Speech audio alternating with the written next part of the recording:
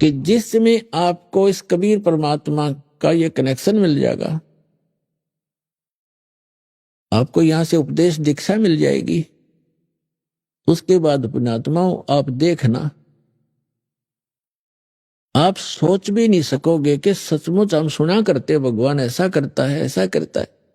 आप डेली देखा करोगे, अरे आप किसी को बताओगे आपका यकीन नहीं होगा उसको, अगर झूठ बोला सारी, और आप सारी सच्ची कह भी नहीं पाओगे।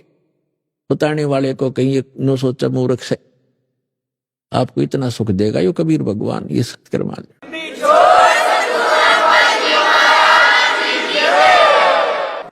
अब आपको इस परमात्मा का लाभ शीघ्र से नहीं मिल पा रहा। कुछ एक तो ऐसे होते हैं, नाम लेकर जाते हैं, दूसरे या तीसरी बार आकर बताते हैं जी मुझे ऐसा लाभ हो गया, ऐसा सुख हो गया।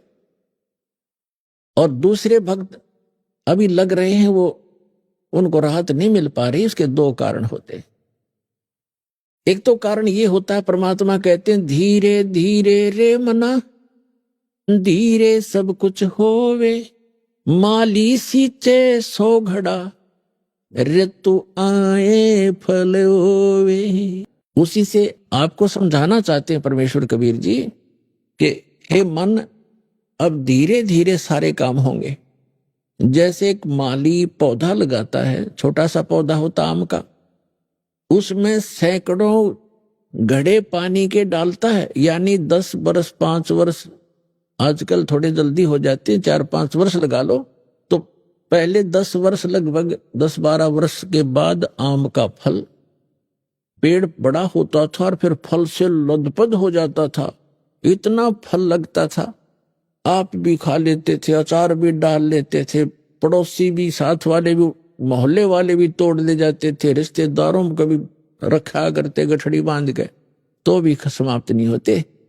तो परमात्मा कहते हैं इस भक्ति रूपी आम के पौधे को अब बोया है आपने, बीज बोया है, नाम लिया, इसको समय दो थोड़ा सा, इसको होने दे प्रफुल्लित, बड़ा होने दो, और फिर देखना इतना सुख दे देगा ये भगवान का मार्ग कि आपको कहीं बिना मांगे देगा, आप सोच भी नहीं सकोगे, इतना सुख दे देगा। अब दूसरा कारण ये बताते हैं कि जैसे एक तो तुरंत आराम हो गया, और एक को महीना 2 महीने 6 महीने वर्ष भी लग जाता है, लेकिन होगा गारंटीड, ये सत्कर्म मान लेना। अब क्या बताते हैं, जैसे एक रोगी है, दोनों ही एक रोग से ग्रस्त हैं, दोनों के एक जैसी बीमारी है। अब डॉक्टर एक को कहता भी तेरी तो स्टार्ट है अभी, और वो मनमाने 2 खुराकों से आराम हो जाता है, और दूसरे कहता भी लेट बहुत हो गया, तेरी बीमारी पुरानी हो गई है, समय लगेगा, तो उसको महीने में 2 महीने में ठीक हो जाएगा। जब कारगर दवाई मिल गई है तो वो महीने 2 महीने में ठीक हो जाएंगे। तो दूसरा आपको उदाहरण दें कि जैसे एक तो कपड़ा थोड़ा मैला हो, कुर्ता पजामा, तो वो एक ही बार के साबुन लगाने से स्वच्छ हो जाता है। एक ज्यादा मैला हो गया हो तो उसको 2 बार भी 3 बार भी लाना पड़ जा, और जब जाकर ड्राई क्लीन भी करनी पड़ जाती है, तब जाकर स्वच्छ होगा। तो हमने युगों युगों से अपने अंतःकरण को मैला मलिन कर रखा है, इसमें बहुत से संस्कार जमा हैं जो वहीं से अंकुरित होते, और फिर ही भगवान की भक्ति मिली है। अब कोई साबुन और तेल मिला है सत साधना का, अब शुरुआत करे रहो। किसी का तो एक ही बार में ठीक हो जाएगा, किसी का फिर कुछ समय के उपरांत होगा अवश्य।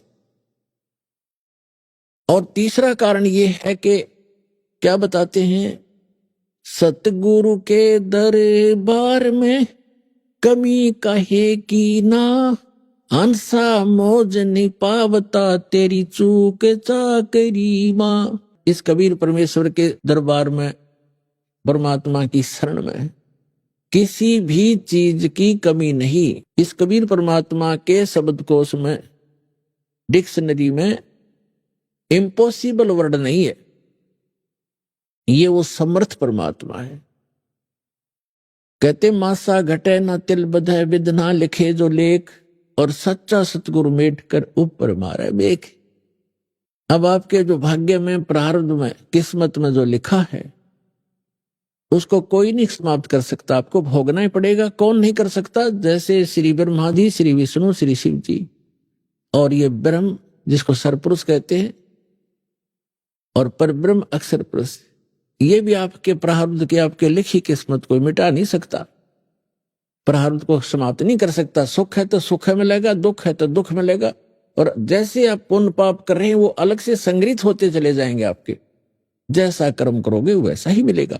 और परम अक्षर ब्रह्म सत्य पुरुष कबीर भगवान की शरण में जब आप आ जाओगे, आपके इस पाप कर्मों का नाश कर दिया जाएगा और शुभ शुभ शेष रह जाएंगे और आगे शुभ प्रारंभ हो जाएंगे।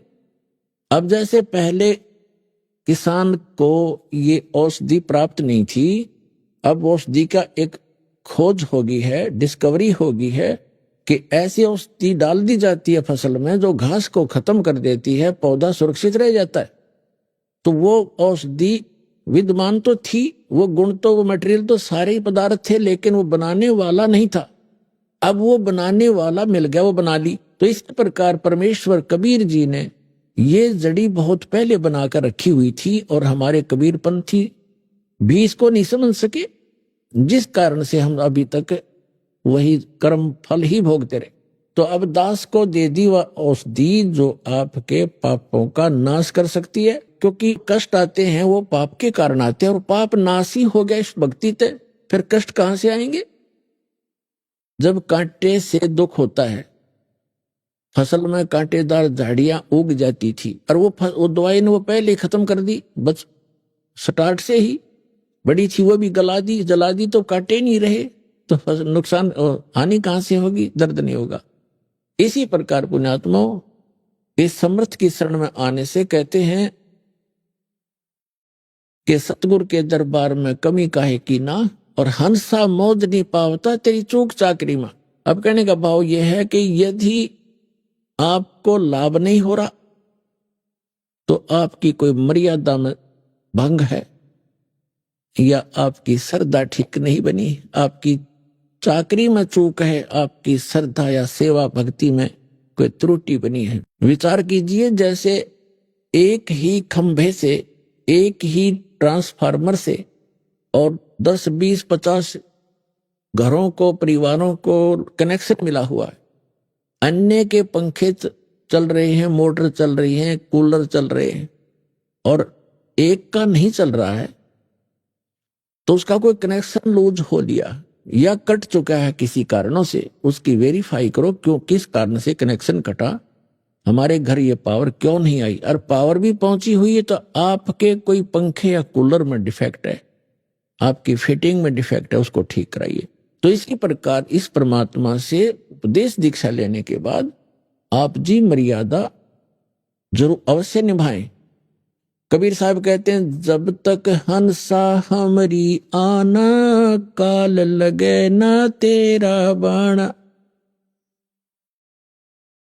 पग पग पर यो तक तक मारे, काल अचानक बाना।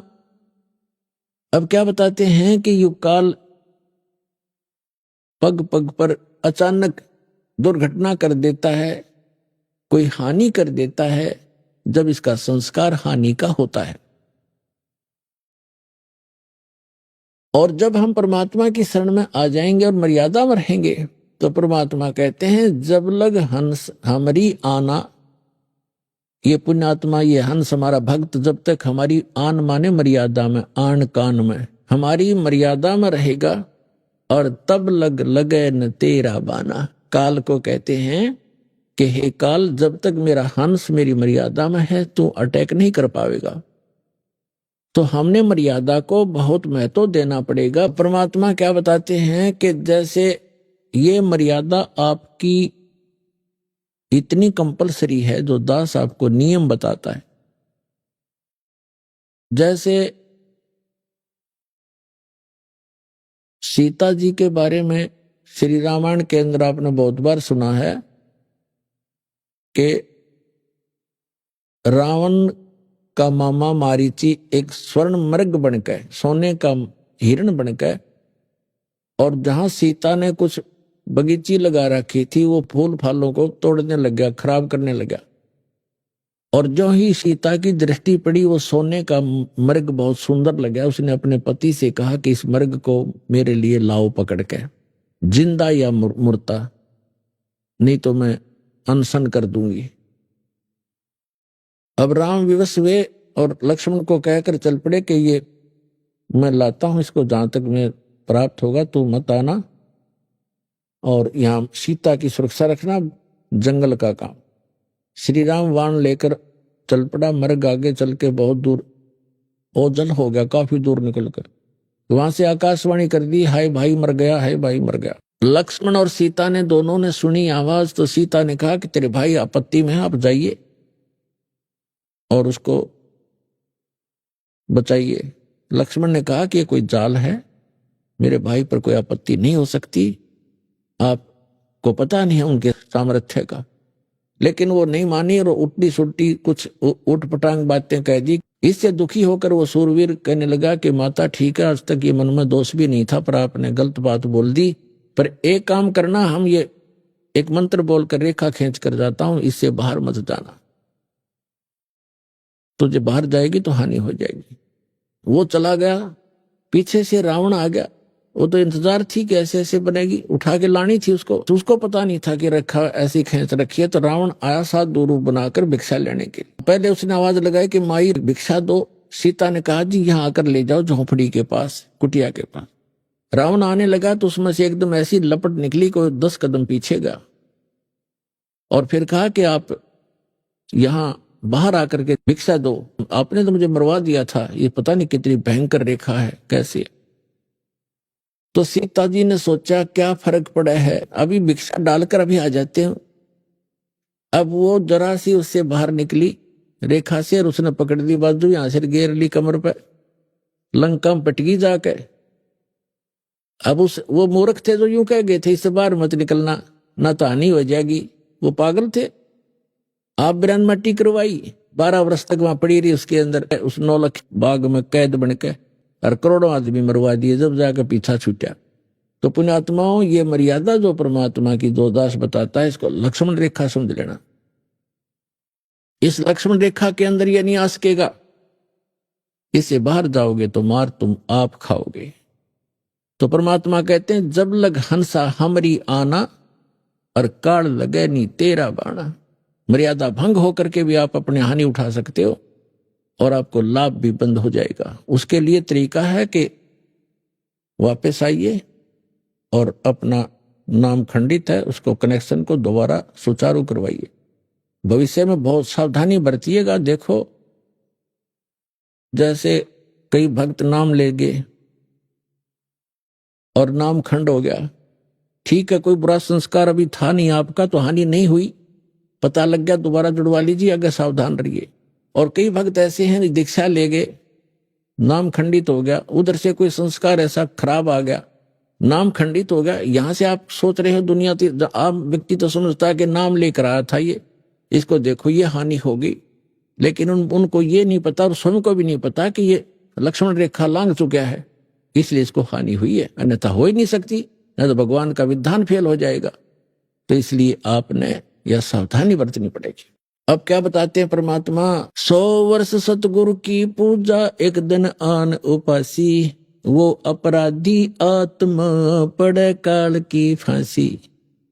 100 वर्ष तो सतगुरु की पूजा, 100 वर्ष तक सतगुरु यानी गुरु जी के अनुसार साधना करता रहे, और एक दिन आन उपासना कर ली, आन शास्त्र विधि को त्याग कर जो मनमाना आचरण वो कर लिया जो पहले करते थे आप, तो कहते हैं वो अपराधी आत्मा फिर पड़े काल की फांसी।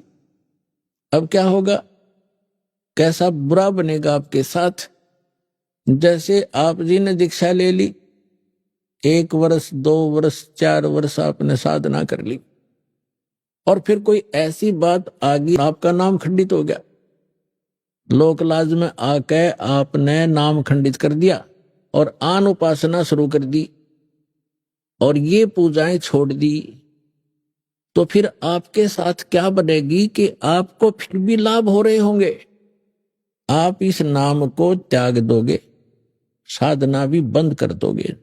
नाम खंडित हो गया तो साधना ये करते भी रहना, कोई लाभ नहीं होगा। जैसे कनेक्शन कट गया और बटन दबाते रहो, स्विच ऑन करते रहो, सारे से सारे पंखियों के भी, कूलर के भी, मोटर के भी, आपको भ्रम है कि लाइट चलेंगे नहीं वो, पहले तो आपने जब नाम त्याग दिया, कनेक्शन कट गया, ऑटोमेटिक है भगवान का मार्ग, इसमें किसी की सिफारिश की आवश्यकता नहीं। तो आप ये सोच रहे हो कि मैं भक्ति भी कर रहा हूं और दूसरी भी सब शुरू कर दी और गुटी शुटी भी लानी शुरू कर दी और सब मर्यादाएं लांग दी, तो और फिर भी हानि नहीं हो रही आपको, आपका और हौसला बुलंद होता चला जाएगा, दुर्भाग्य होगा आपका ही।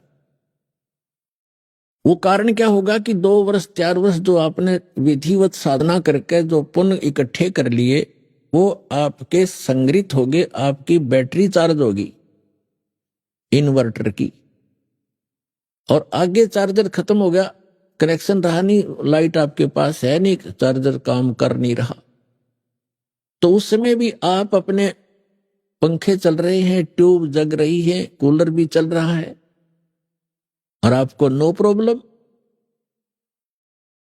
और जिस समय वो पिछला संग्रह किए हुए पुण्य आपके समाप्त होंगे, जो 4 वर्ष 3 वर्ष 2 वर्ष 5 वर्ष भक्ति सत करी थी इस दास के से उपदेश प्राप्त करके, तो वो आपका संग्रह पुण्य चलते रहेंगे और वो इतने भी चल सकते हैं कि आपको हो सकता है इस जीवन में भी कोई दुख ना हो, लेकिन आपका भविष्य अंधकार में होगा, बहुत भयंकर हानि होगी आपको यार। और फिर जब आपके पुण्य खत्म होंगे, वो बैटरी डिस्चार्ज होगी, डाउन हो जाएगी, उस समय देखना आपके ऊपर पहाड़ टूटेगा दुखों का ज्यों का त्यों, फिर वो कोई भी सब सुविधाएं समाप्त हो जाएंगी, क्योंकि आगे चार्जर आपका था नहीं, तो उसका भी फिर विकल्प है, फिर चार्जर लगवाना ही पड़ेगा, तभी वह बैटरी फिर संग्रह होगी, ना तो गया काम था। ये दास बहुत पहले से कहता आ रहा है, जैसे क्योंकि पहले तो ज्ञान नहीं था और शुरुआत से सन 1994 से दास दीक्षा देना प्रारंभ कर रखी है गुरुदेव के आदेशानुसार,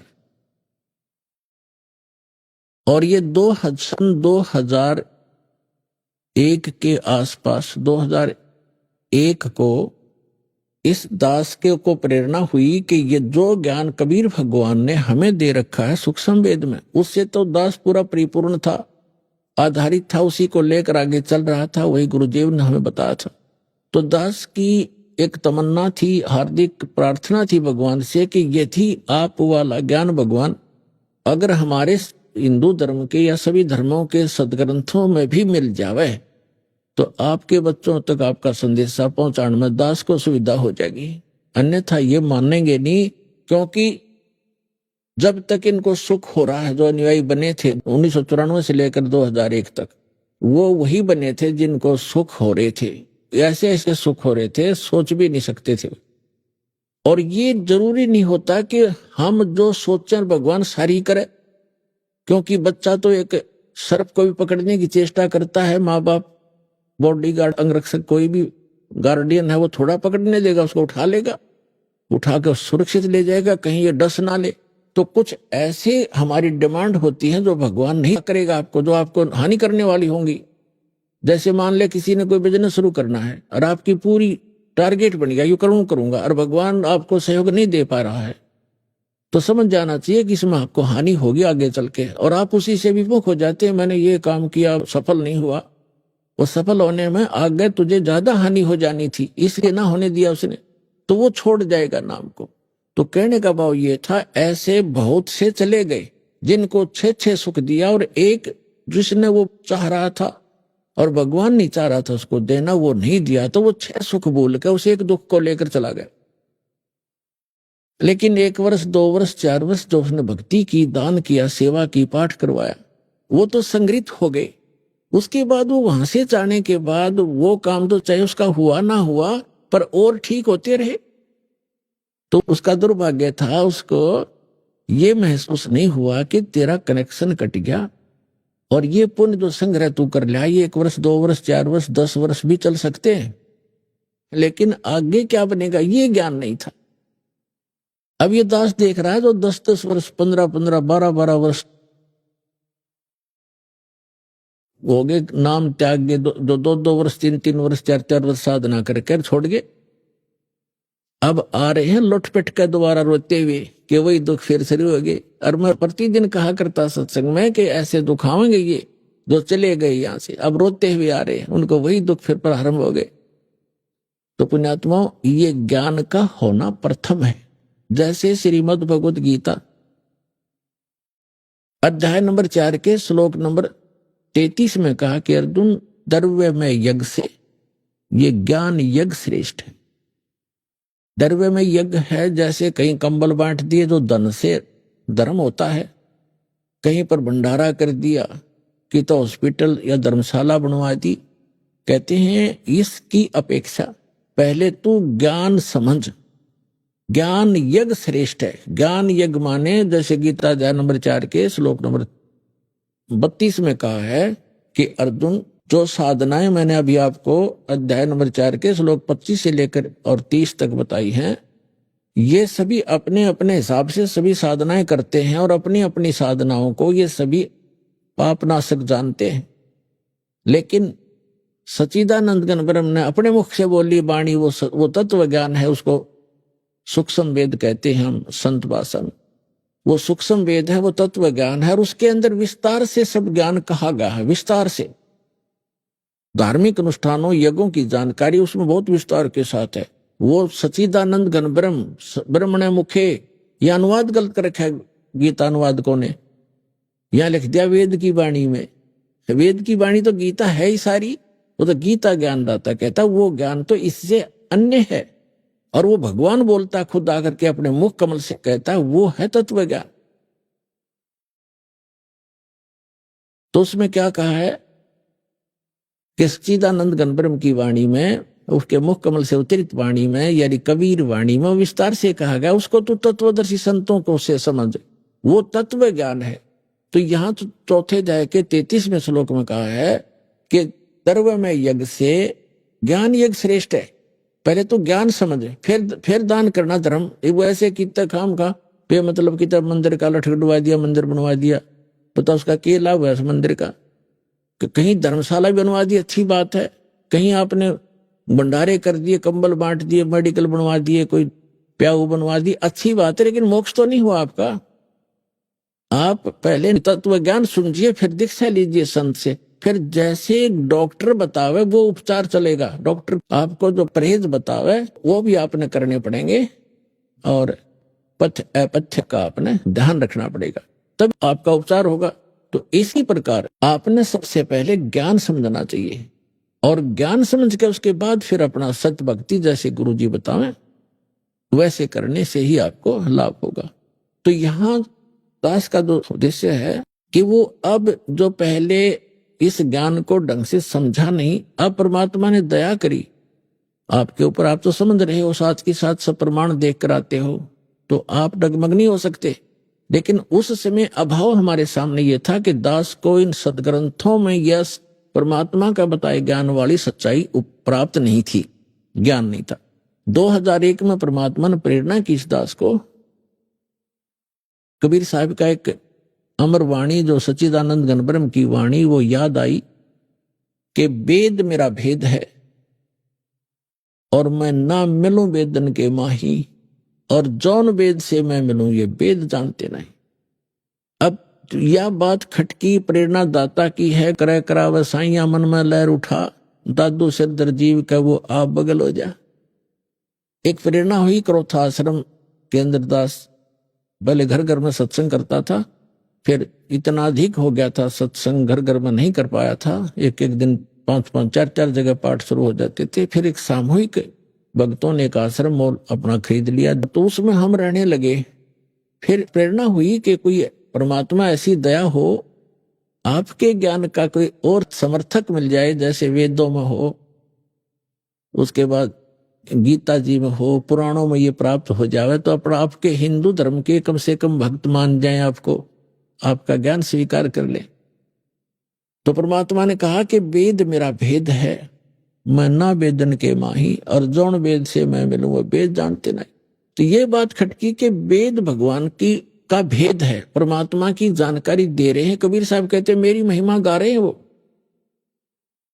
तो वेद तो हमने कभी देखे भी नहीं थे, वो किस टाइप के हैं, कैसे हैं। तब तक गीता हम पढ़ा करते थे तो ये भी सुना करते थे कि सभी सदग्रंथों का सारभूत है श्रीमद् भगवत गीता।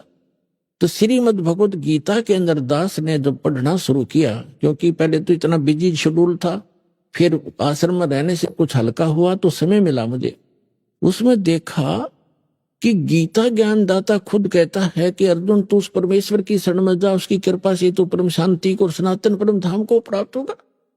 दास की ऐसी सतीथि होगी जैसे भूखे न भोजन मिल जाए, निर्धन न धन मिल जाए, ऐसी सतीथि होगी।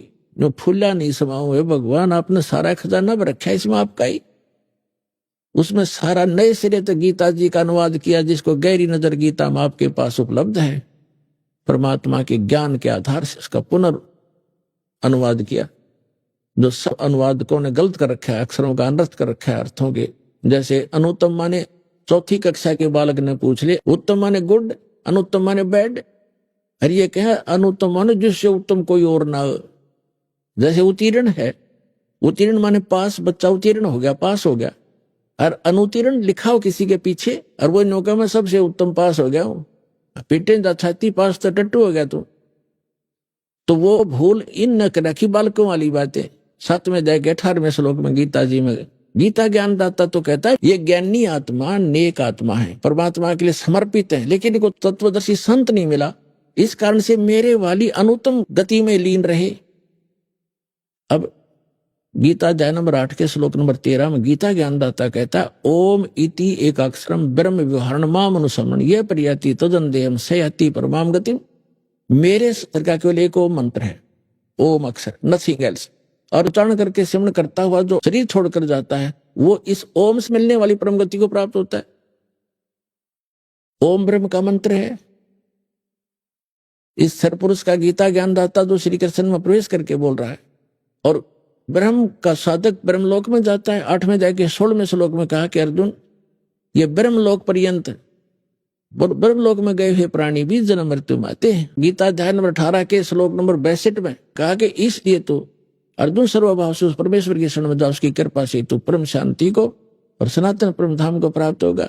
15वें अध्याय के 4थे श्लोक में कहा कि तत्वदर्शी संत की प्राप्ति के पश्चात परमेश्वर के उस परम पद की खोज करनी चाहिए, जहां जाने के बाद साधक फिर कभी जन्म मृत्यु में नहीं आते।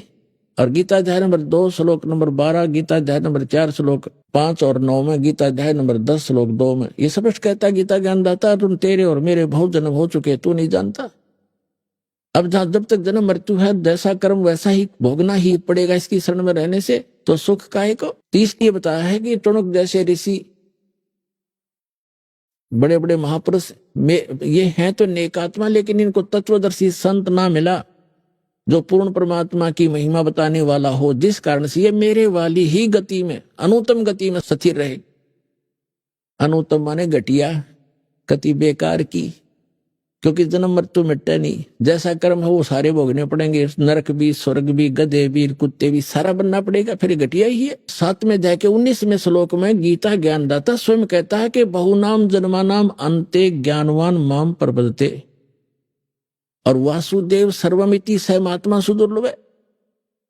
स्पष्ट कर रहा है कि किस कारण से अनुत्तम गति में रहे। 7वें अध्याय के 12 से लेकर 15 तक तो ब्रह्मा विष्णु महेश तीनों गुणों के उपासकों को रिजेक्ट किया है। उसके बाद कहा कि ये मुझे भी ना बचते और मेरी भक्ति करते हैं तो 4 प्रकार के करते हैं, आर्त, अर्थार्थी, जिज्ञासु और ज्ञानी।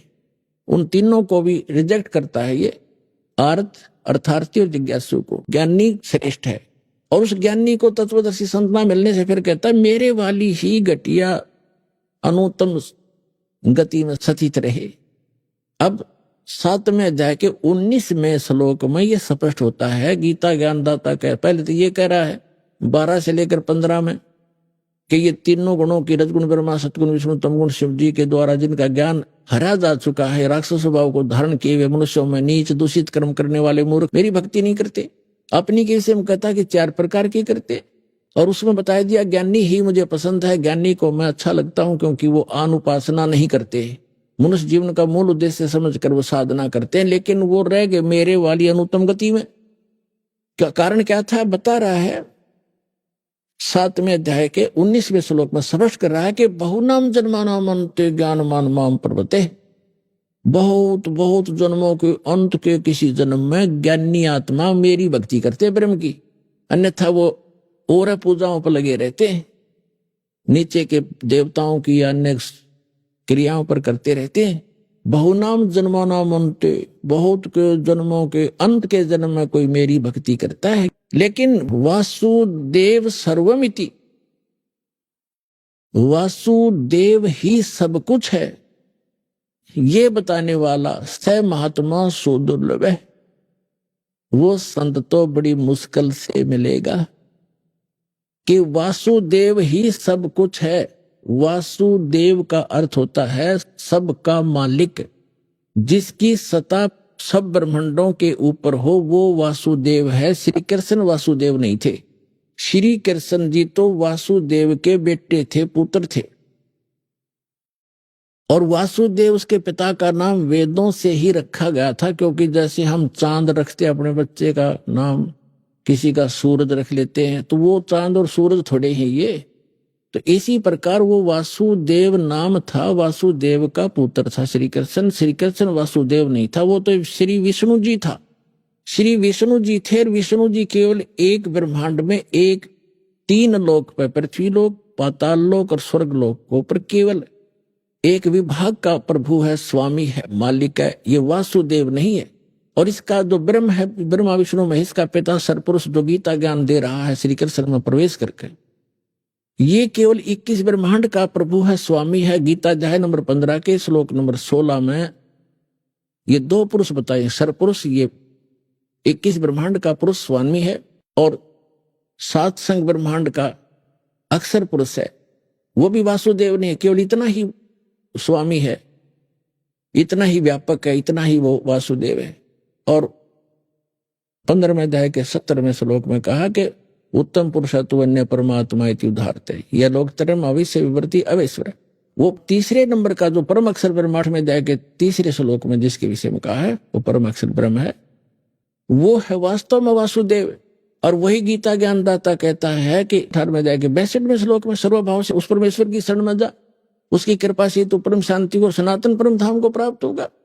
तो कहते हैं कि ये बताने वाला संत कि वासुदेव सर्वमिति, कि वो सर्वशक्तिमान परमात्मा ही सब कुछ है, वो ही सबका पापनाशक है, वो ही सबको मोक्ष देने वाला है, वो सबकी उत्पत्ति करने वाला है, और केवल वही उपास्य है। इष्ट रूप में उपासना उसी की करनी चाहिए।